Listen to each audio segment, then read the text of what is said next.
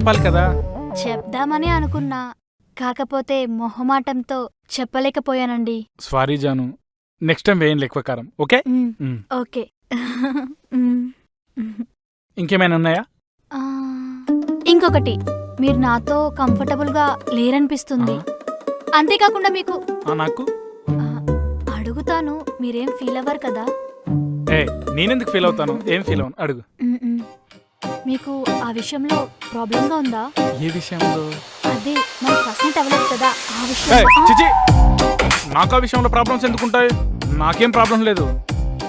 ఏదో మొహమాటంతో నేనేం అడగలేదు, నువ్వు ఏమనలేదని, సో అలా పెండింగ్లో ఉండిపోయింది అంతే. ఇంకేమైనా? అంతేనండి, ఇంకేం లేవు.